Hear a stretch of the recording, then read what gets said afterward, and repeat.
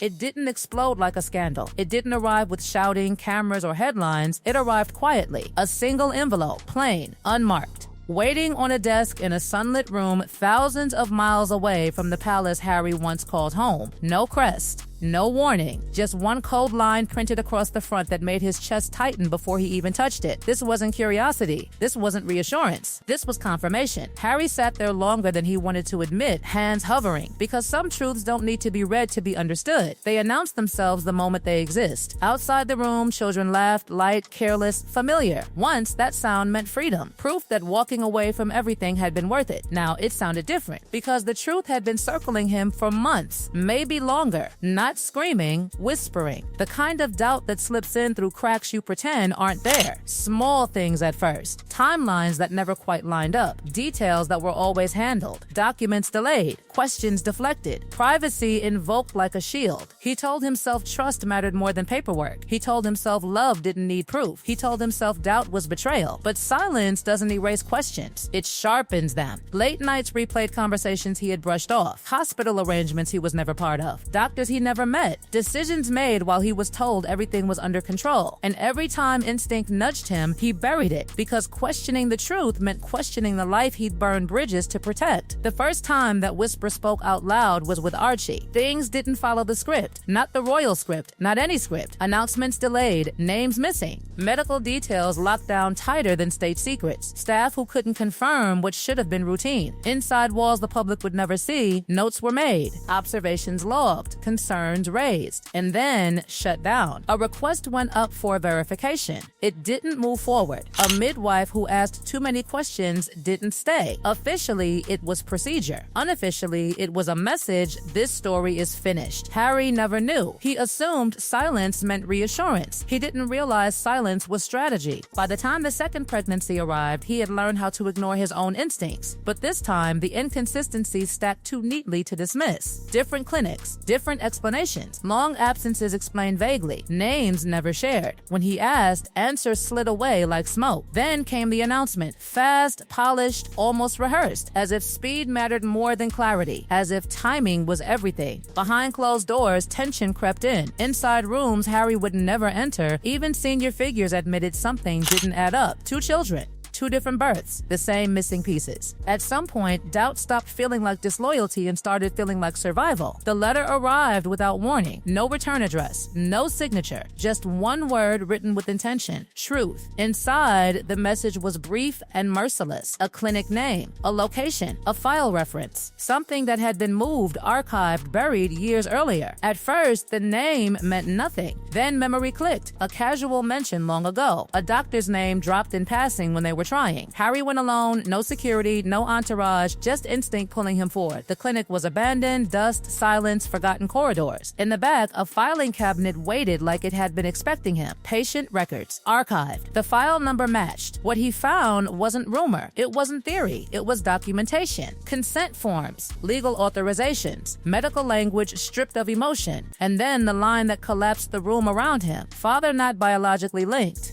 Donor replacement approved. No ambiguity. No space for interpretation. The authorization hadn't come from him. Confidentiality justified. Public safety cited. His name nowhere near the biological record. The decision had already been made. Back home, the envelope still waited. When he finally opened it, there was no drama. Just science doing what silence had delayed. No genetic match. Not once. Not twice. Not with either child. He read it again and again. The words didn't change. Outside, life continued like nothing had happened. The house breathed, birds sang, laughter echoed down the hall. And in that moment, the pain wasn't anger, it was clarity. He loved those children. That never changed. But the version of fatherhood he believed was his had been taken without consent. The betrayal wasn't just personal, it was procedural. And worse than the lie itself was realizing he hadn't been the only one kept in the dark. When he reached out for answers, he didn't start with lawyers. He called someone who had watched the system work quietly for decades. The response came fast and heavy. heavy. Concerns had been raised early, suppressed just as quickly. Verification denied, reports buried, staff removed, settlement signed, silence purchased. He hadn't been protected. He had been managed. The justification appeared again and again. The institution couldn't survive another implosion. Optics mattered more than autonomy. Containment over truth. When he finally confronted her, there was no shouting, just exhaustion. She said she feared what pregnancy could do to her, feared what he would hear, so she found another way, a plan that began with his nah and ended without it. And then came the name he couldn't unhear, a man he'd seen before, a man who listened when Harry was unraveling. It wasn't planned, she said, but it happened. And with that, the last illusion fell away. Harry didn't run. He didn't scream. He sat with it. 2 children he loved. A marriage built on protection instead of honesty. A system that chose silence over truth. Blood, he realized, wasn't the strongest bond. Silence was. And silence only works until someone decides to break it. Once the truth settles, it doesn't explode. It corrodes. Harry didn't wake up the next morning screaming or throwing things. He woke up hollow. The kind of quiet that only arrives after something inside you dies without permission. The house looked the same. The light came through the windows the same way. The children's voices still floated through the halls. And that was the cruelest part, because nothing outside had changed, yet everything inside had. He replayed every memory with new eyes. Every photo that once felt warm now carried a shadow. Every milestone echoed with an unspoken question. He realized how carefully his role had been shaped, present, loving, devoted, but never fully informed. A father in every visible way, yet absent from the one place that mattered most, the truth. The realization didn't just break his trust in his marriage, it shattered his understanding of choice. For years, he had been framed as impulsive, emotional, reckless, the spare who ran, the man who couldn't handle pressure. But now, sitting with the evidence, he saw something far more unsettling. Decisions about his life hadn't been made because he was unstable. They were made because he was convenient. Convenient to manage. Convenient to protect from too much information. Convenient to exclude. The more he dug, the clearer the pattern became. This wasn't one decision gone wrong. It was a chain, a sequence of calculated silences. Lawyers, clinics, confidentiality clauses written so tightly they felt like iron bands around the truth. Each layer designed to make sure that even if questions surfaced, answers never would. And then there was the institution.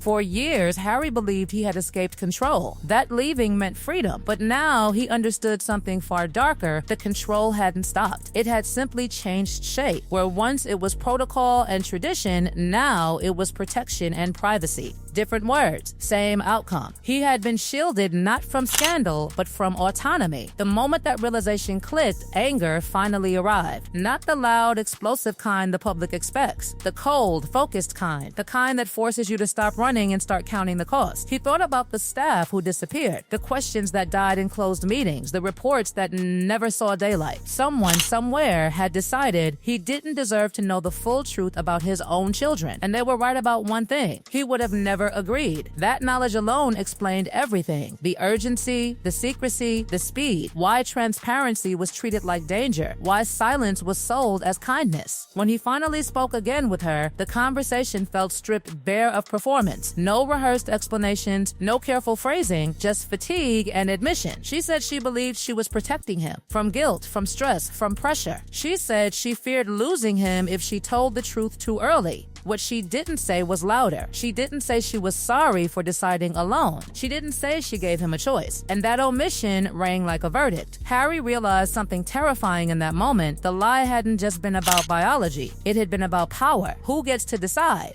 Who gets to know? Who was allowed to consent and who was expected to comply quietly for the sake of the bigger picture? He looked back at his own history and saw the pattern repeating. A boy kept in the dark for his own good. A man guided away from inconvenient truths. A husband trusted to absorb consequences he never agreed to. The truth didn't just reframe his marriage. It rewrote his past. For days, he said nothing publicly. The world outside kept spinning, speculating, guessing. But inside him, a line had been crossed that could never be uncrossed. He understood now why certain doors had always been closed, why certain conversations ended before they began. He wasn't meant to ask, he wasn't meant to know, but knowledge has momentum. Once it starts moving, it doesn't stop at one revelation. Harry began to wonder how many other truths had been curated for him, how many times love had been used to justify exclusion, how often silence had been sold as loyalty, and the most painful realization of all, the lie didn't require enemies. It thrived on allies, people who believed they were doing the right thing. thing. People who convinced themselves that sparing him the truth was kinder than trusting him with it. People who underestimated him not because he was weak, but because he cared too deeply. That was the miscalculation.